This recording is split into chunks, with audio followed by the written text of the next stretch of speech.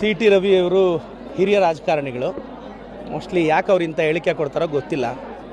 ಏನು ದೀಪಾವಳಿಯಲ್ಲಿ ನಮ್ಮ ಸರ್ಕಾರ ಬಿದ್ದೋಗ್ಬಿಟ್ರೆ ಪಟಾಕಿ ಹೊಡೆಯೋಣ ಅಂತಿದ್ದಾರೇನೋ ಅವರು. ಅದು ಸಾಧ್ಯ ಆಗದೇ ಇರೋದು. ಮುಂದಿನ 10-20 ವರ್ಷಗಳ ಕಾಲ ಪ್ರತಿ ದೀಪಾವಳಿಗೂ ಕಾಂಗ್ರೆಸ್ ಅವರೇ ಪಟಾಕಿ ಹೊಡಿತೀವಿ. ಇದು ಸಿ.ಟಿ. ರವಿ ಅವರಿಗೆ ದಯವಿಟ್ಟು ಗೊತ್ತಿರಬೇಕು. ಮೊನ್ನೆ ದಿಶಾ ಕಮಿಟಿ ಸಭೆಯಲ್ಲಿ ಇಲ್ಲಿ MP ಅವರು ಹೇಳ್ತಾರೆ, ಉರ್ದು ಕ್ರಷರ್ಗಳಿದೆ, 2 ಕ್ರಷರ್ಸ್ ಇದೆ, ಸಾಸಾ ಫೌಂಡೇಶನ್.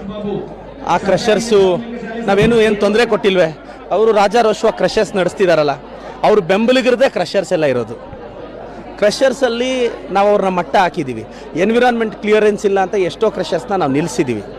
ನಾವು ಬಿಡೋದಿಲ್ಲ. ನಾನು ಹೇಳೋದು, ಈಗಲೂ ಕಾನೂನನ್ನ ವೈಲೇಟ್ ಮಾಡಿ ಎನ್ವಿರಾನ್ಮೆಂಟ್ ನಾರ್ಮ್ಸ್ನ ವೈಲೇಟ್ ಮಾಡಿರೋ ಕ್ರಷರ್ಸ್ ಇದ್ದರೆ ನಮ್ಮ ಗಮನಕ್ಕೆ ತೊಗೊಂಬನ್ನಿ, ಇಮಿಡಿಯೇಟ್ ನಿಲ್ಲಿಸ್ತೀವಿ. ಅವರೇನೋ ಆರೋಪ ಮಾಡ್ತಿದ್ದಾರೆ. ಸಭೆಗಳಲ್ಲಿ ಅಧಿಕಾರಿಗಳನ್ನ ಪ್ರಶ್ನೆ ಮಾಡಿದ್ರು, C4 ಮುಂದೆ ಹೆಂಗೆ ನೀವು ರನ್ ಮಾಡಿಸ್ತಿದ್ದೀರಿ? ಅಲ್ಲ, ಅದಕ್ಕೆ ಜವಾಬ್ದಾರಿ ಯಾರು? ನಾನು ಹೇಳೋದು, ಈಗ ಅವರು